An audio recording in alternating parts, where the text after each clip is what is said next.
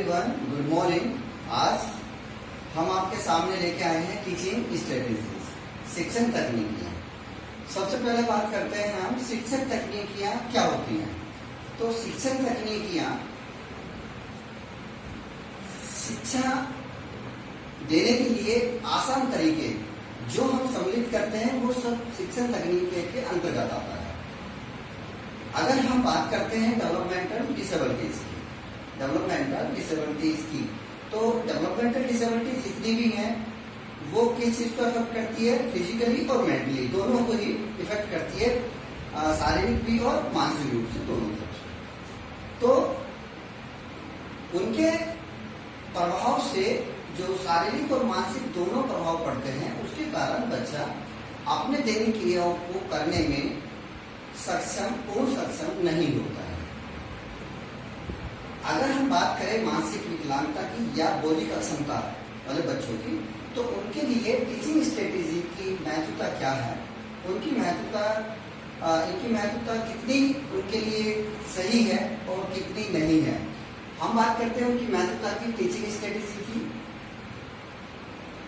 पहले मैं ये बताना चाह रहा हूँ कि आपको कि बौद्धिक अक्षमता वाले बच्चे जो हैं वो हर कार्य को धीमे से या स्लो लर्नर्स होते हैं। हर एक्टिविटी को या हर कौशल को वो सीखने में थोड़ा समय लेते हैं।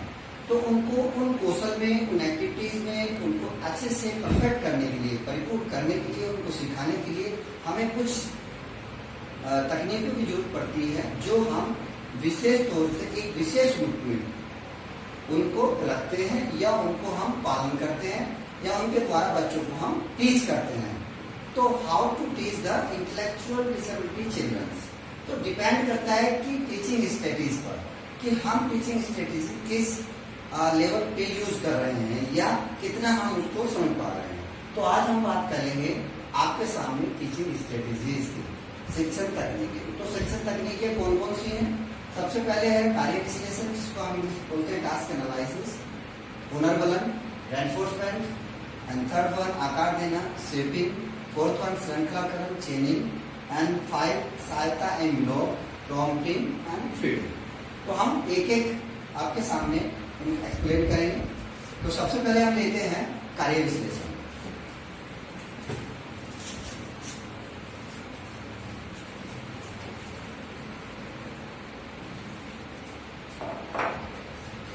क्या दिया हमने?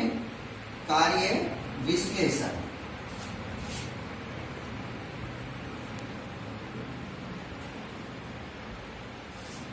इसको हम इंग्लिश में बोलते हैं टास्क एनालिसिस। क्या बोलते हैं? Task analysis. जैसे आप नाम से समझ रहे हैं कि कार्य एंड विश्लेषण, देन टास्क। कार्य विश्लेषण क्या है कि हम किसी कार्य को प्रेक्षण कर रहे हैं, उसको ऑब्जर्व कर रहे हैं, या अगर हम ये कहें कि किसी कार्य को हम एक सीक्वेंशियल या एक सिस्टमेटिक वे से उसको फॉलो कर रहे हैं, एक सकारात्मक रूप में उसको फॉलो कर रहे हैं। किसको बढ़ाने के लिए? कौशल को बढ़ाने के लिए। किसके?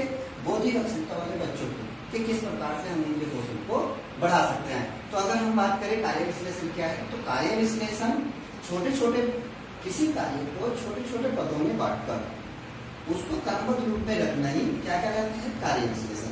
जैसे मान लीजिए हमारे पास पेन ले लेते हैं, तो पेन को अगर हम ओपन करें तो उसका रिफिल अलग रखते हैं, उसका कवर अलग रखते हैं, उसकी कैप अलग रखते हैं। अगर सबको असेंबल करना है तो सबसे पहले हम क्या लेंगे?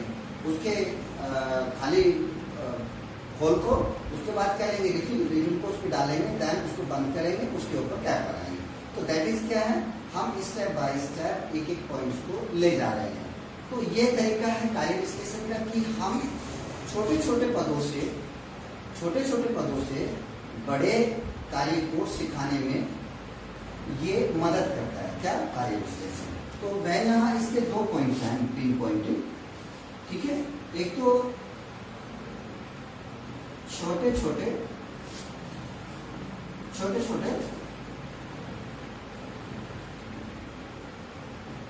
शिक्षण पदों में बांटना। छोटे छोटे शिक्षण पदों में बांटना, बांटना या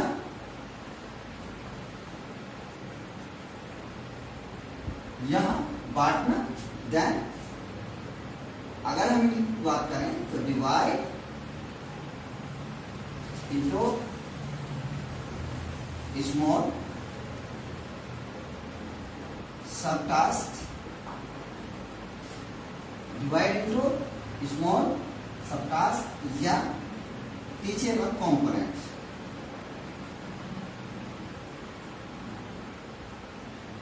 टीचिंग कंपोनेंट्स, ठीक है। देन हमारा सेकंड पॉइंट है, छोटे छोटे टुकड़ों में बांटने के बाद हम क्या करेंगे, उनको क्रमबद्ध रूप में रखना है, ठीक है।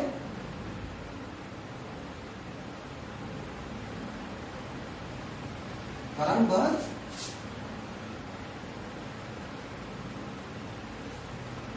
तरीके से रखना, क्रमबद्ध तरीके से रखना क्या है, into a sequential order, sequential order क्या है, इसके दो तरीके हैं कार्य विश्लेषण के। छोटे छोटे शिक्षण पदों में बांटना, ये छोटे छोटे पदों में बांटना, डिवाइड इनटू स्मॉल सब टास्क या टीचिंग कंपोनेंट्स में। देन बांटने के बाद उसको क्रमबद्ध तरीके से रखना है, पुट इनटू ए सीक्वेंशियल ऑर्डर। सीक्वेंशियल ऑर्डर दो पॉइंट है, डिवाइड इनटू स्मॉल सब टास्क एंड सीक्वेंशियल ऑर्डर। कौन कौन से पॉइंट हैं, तो सीक्वेंशियल ऑर्डर और डिवाइड इनटू सब टास्क।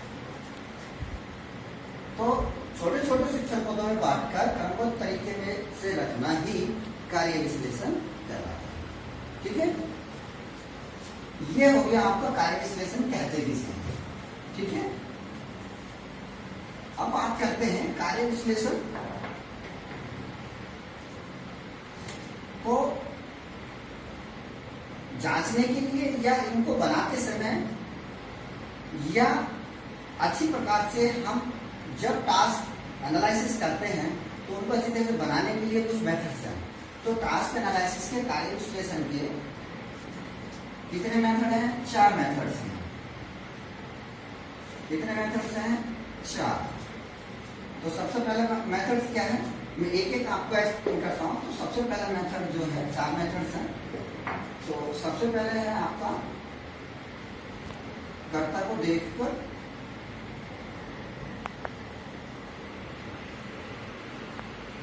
फर्स्ट कर्ता को देखकर, watch master, watch master, watch master. Watch master का मतलब यहाँ पर क्या है कि जो कार्य को कर रहा है, तो कार्य को करने वाला कौन है, कर्ता। तो कर्ता को देखकर, जैसे कोई व्यक्ति किसी कार्य को कर रहा है, जैसे मैं पढ़ा रहा हूँ, तो आप मुझे देखकर कि क्या क्या मैं स्टेप आपको समझा रहा हूँ उनको लिखना और उसके बाद क्रमबद्ध रूप में रखना कि हाँ सीक्वेंशियल ऑर्डर में क्या क्या पढ़ाया गया है। तो वो क्या है, कर्ता को देखकर हम कार्य विश्लेषण कर सकते हैं, ठीक है। नंबर 2,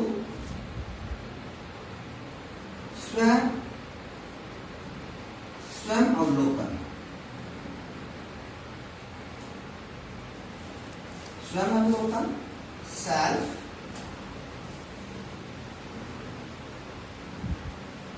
मॉनिटरिंग,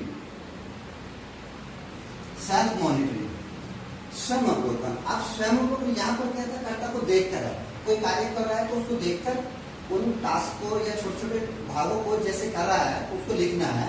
देन आप स्वयं अवलोकन भी क्या है कि उस कार्य को खुद करके देखे, देन उनको लिखे कि कैसे कैसे उस कार्य को किया है। सीक्वेंशियल 1 2 3 4 5 इस प्रकार से लिखता जाए, देन उसको फिर एक ऑर्डर में रखे, जो क्या होगा, सीक्वेंशियल होगा, क्रमबद्ध होगा, ठीक है। तभी कार्य विश्लेषण होगा, ठीक। नंबर 3,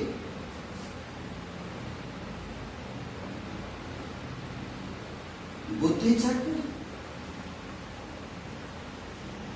बुद्धि चक्र या स्मृति, स्मृति इसको बोलते हैं हम।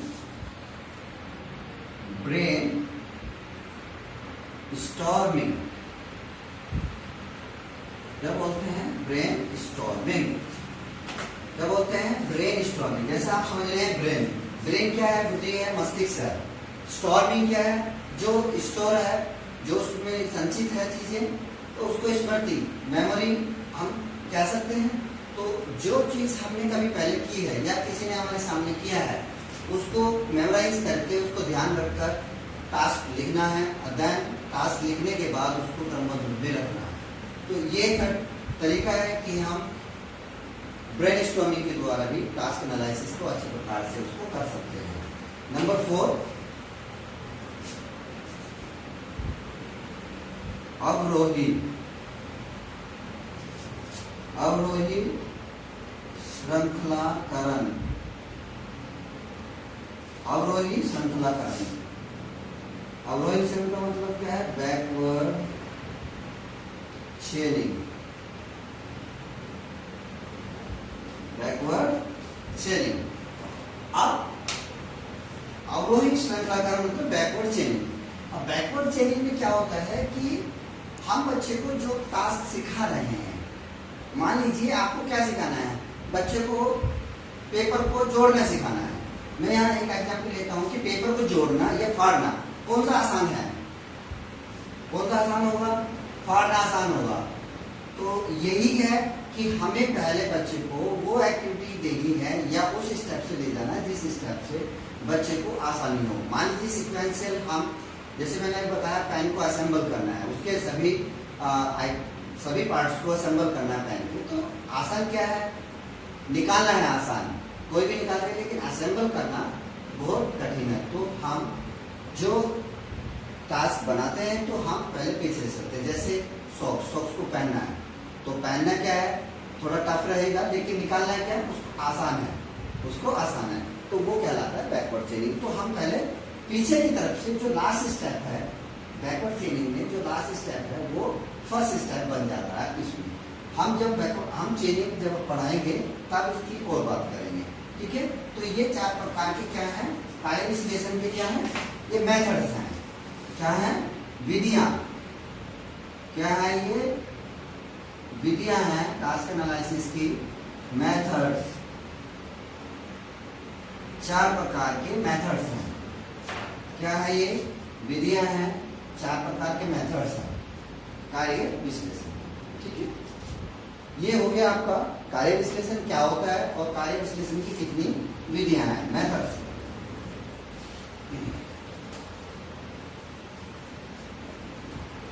अब बात करेंगे हम रेनफोर्समेंट की। इसकी बात करेंगे पुनर्वलन।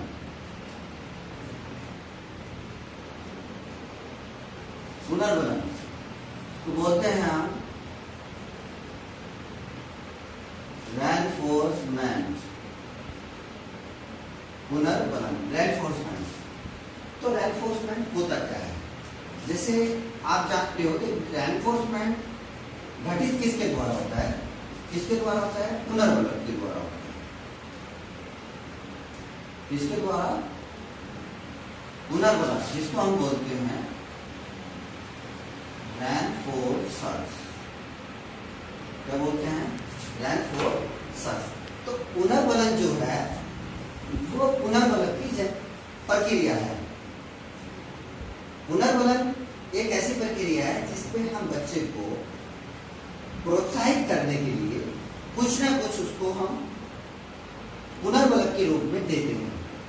जो भी हो सकता है, वेल डन कह सकते हैं, पीठ को थपथपा सकते हैं, बच्चे को कुछ खाने की चीजें दे सकते हैं, कुछ एक्टिविटी में इन्वॉल्व होने के लिए दे सकते हैं। तो वो क्या है? सब रेनफोर्सर्स हैं, पुनर्वलन है। तो हम किसके द्वारा कर रहे हैं? पुनर्वलन के द्वारा बच्चे को प्रोत्साहित कर रहे हैं। किसके लिए? उस गतिविधि को, उस एक्टिविटी को या उस कौशल को करने के लिए, उसमें सक्षम होने के लिए, उसको सीखने के लिए। एंड किसके द्वारा? पुनर्वलन के द्वारा। जो प्रक्रिया हो रही है वो पुनर्वलन कहलाती है, ठीक है? पुनर्वलन के द्वारा जब हम बच्चे को प्रोत्साहित करते हैं तो वो प्रक्रिया रेनफोर्समेंट कहलाती है, ठीक है? पुनर्वलन। अब हम बात करते हैं पुनर्वलन के प्रकार। देखिए, पुनर्वलन के प्रकार बहुत सारे हो सकते हैं। बहुत सारे प्रकार है। जैसे आपका यहाँ हम ले लेते हैं, जैसे टेंजिबल है खाद्य सामग्री,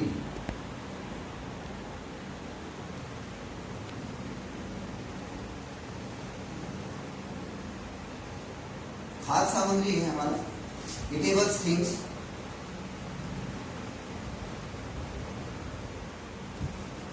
ईटेबल थिंग्स। अब ईटेबल थिंग्स क्या है हमारा? फूड है, वाटर एक्सेट्रा। ठीक है, क्या क्या है हमारा?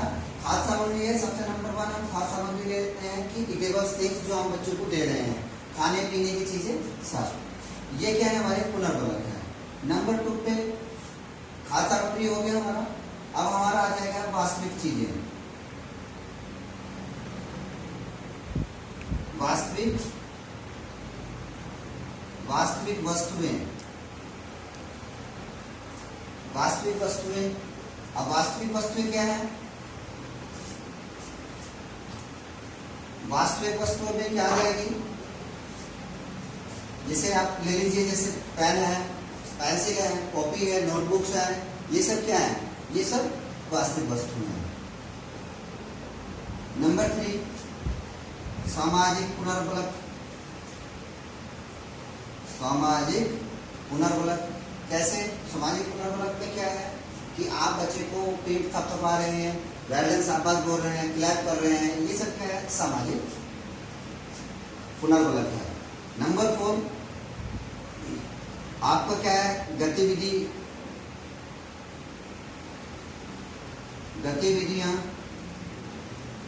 गतिविधियां पुनर्बलक है। बच्चे को हम गतिविधि में इन्वॉल्व करके उसको पुनर्बलक के रूप में यूज कर रहे हैं। मान लीजिए अगर बच्चा कुछ नहीं कर रहा है तो उसको हम क्या कहेंगे? ठीक है, आप ये कार्य कीजिए और हम ये आपको ये एक्टिविटी करने देंगे या ये चीज खेलने देंगे। ठीक है, ये फुटबॉल से या कुछ भी व्हाटएवर जो आप चाहते हैं। क्योंकि बच्चे को जब हम पढ़ाते हैं तो उस पर डिपेंड करता है कि कंडीशन क्या है, कंडीशन के स्थिति क्या है बच्चे की, क्या उसकी जरूरत है, needs of the situations, environment, उसके अकॉर्डिंगली हम पुनर्बलकों का यूज करते हैं, रेनफोर्सर्स का यूज करते हैं। नंबर 5 गतिविधियां,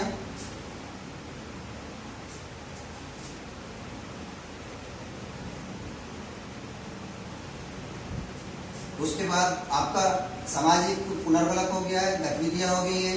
उसके बाद हम टोकन, रिवार्ड्स आदि पुनर्बलक का यूज कर सकते हैं।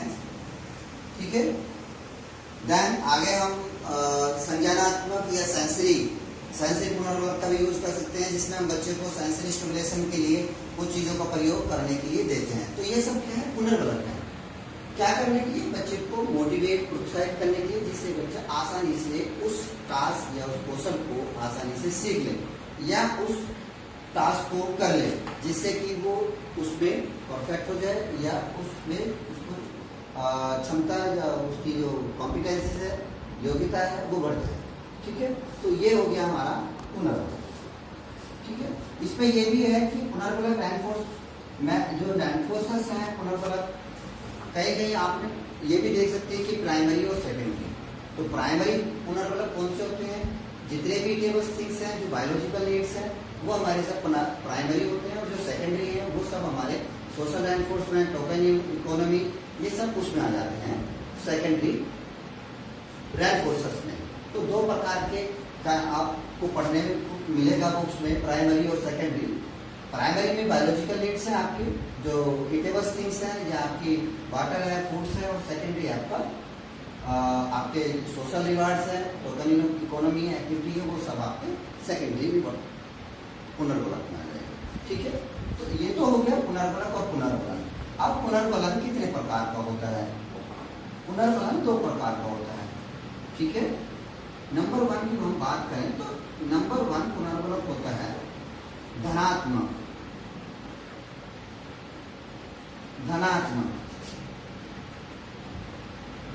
पॉजिटिव।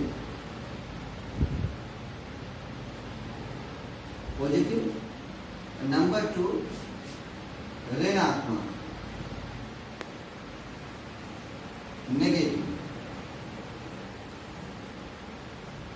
Negative reinforcement. तो दो प्रकार के रेनफोर्समेंट हैं, धनात्मक, पॉजिटिव और ऋणात्मक। आप बच्चे को दो तरह से उसको मोटिवेट कर सकते हैं, प्रोत्साहित कर सकते हैं। किसके कौन कौन से तरीके हैं? दो हैं, एक आपको धनात्मक है पॉजिटिव वे में, एक सकारात्मक रूप में और एक ऋणात्मक रूप में। लेकिन दोनों में ही नेगेटिव का मतलब यहाँ ये नहीं है कि आप बच्चे को डिमोटिवेट कर रहे हैं, नहीं, यहाँ दोनों में ही बच्चे को मोटिवेट किया जा रहा है, दोनों में ही प्रोत्साहित किया जा रहा है।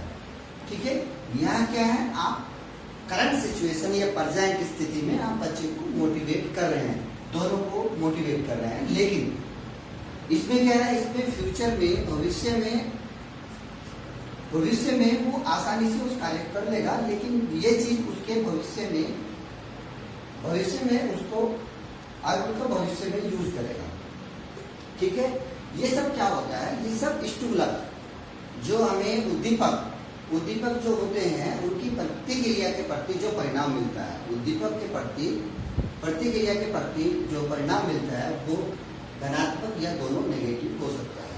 जैसे आपने एक बच्चे को कहा, ठीक है, एक बच्चे ने काम क्या किया, एक बच्चे ने आपने टाइम दिया कि 5 मिनट्स में आपको ये कार्य करना है, तो एक ने कर दिया, ठीक, आपने उसको क्या दिया, उसने कहा है, आपने कहा है कि ठीक है खेलने जाओ, तो ये क्या है, पॉजिटिव है कि ठीक आपने टाइम पे काम किया, आप खेल सकते हो।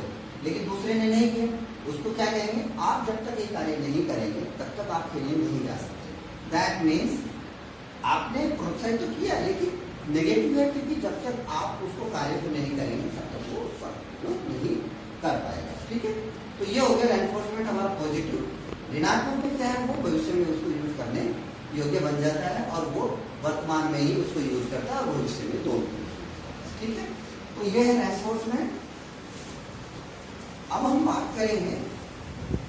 करते हैं शेपिंग। शेपिंग का मतलब होता है आकार देना,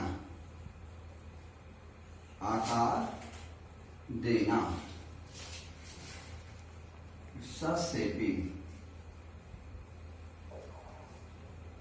जैसे आप समझ रहे हैं शेपिंग आकार देना, लेकिन आकार देना मतलब ये नहीं है कि कोई आकार बनाना है, नहीं, यहां है कि बच्चे को जब हम पढ़ाते हैं, बच्चे को किसी कौशल को सिखाने के लिए या किसी गतिविधि में परिपूर्ण करने के लिए या उसको उस एक्टिविटी में एबल बनाने के लिए, उसके लिए ऐसा एनवायरमेंट क्रिएट करते हैं या ऐसी सिचुएशन हम बनाते हैं जिसमें कि बच्चा उस कौशल को अच्छी प्रकार से करना सीख जाता है या पूर्ण कर लेता है।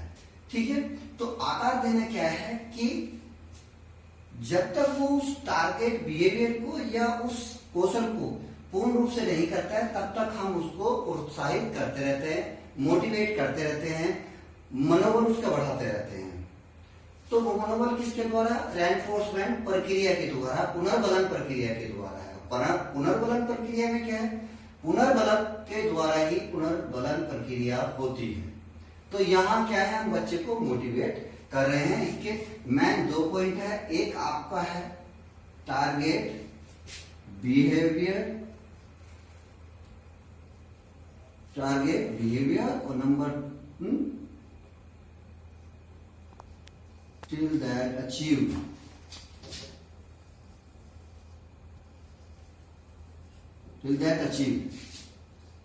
ये इसके 2 पॉइंट हैं, टारगेट बिहेवियर और टिल दैट अचीव। टारगेट और अचीव, ये 2 पॉइंट हैं। पहला पॉइंट क्या है कि जो हमने कौशल लिया है बच्चे को सिखाने के लिए या बच्चे से कराने के लिए, तो हम तब तक मोटिवेट करते रहते हैं बच्चे को जब तक कि वो उस लक्ष्य को या उस गतिविधि को पूर्ण रूप से न कर ले। ठीक है, तब तक हम उसको मोटिवेट करते रहते हैं। मान लीजिए आप अपने एक फ्रेंड सर्कल में बैठे हैं और आपको एक फ्रेंड से, दोस्त से कुछ कराना है, तो आप क्या करेंगे, चलो आज मैं आपको ट्रीट दूंगा, कॉफी पिलाऊंगा। क्या करते हैं, वो क्या है, प्रोत्साहित करना है, मोटिवेट कर रहे हैं कि क्या कराने के लिए, अपना काम कराने के लिए। जब तक नहीं करता है तब तक आप उससे कहते रहते हो, उसे कराने के लिए कुछ खिलाते हो, कुछ पिलाते हो।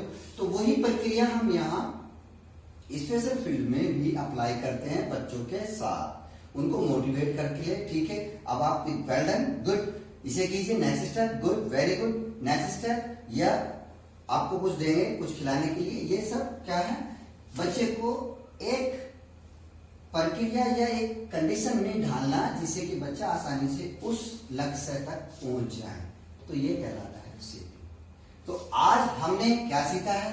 आज हमने कौन कौन सी टीचिंग स्ट्रेटेजी सीखी है? हमने आज सीखा है नंबर 1 टास्क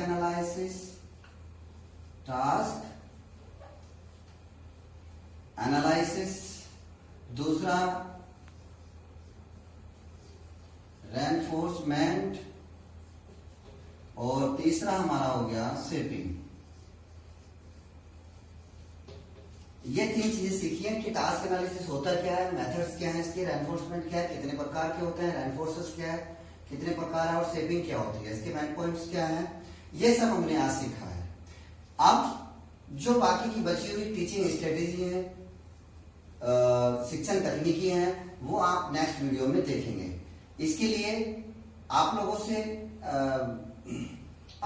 से रिक्वेस्ट है कि आप इस चैनल को सब्सक्राइब करें और बेल आइकन पर क्लिक करना ना भूलें। थैंक यू, धन्यवाद।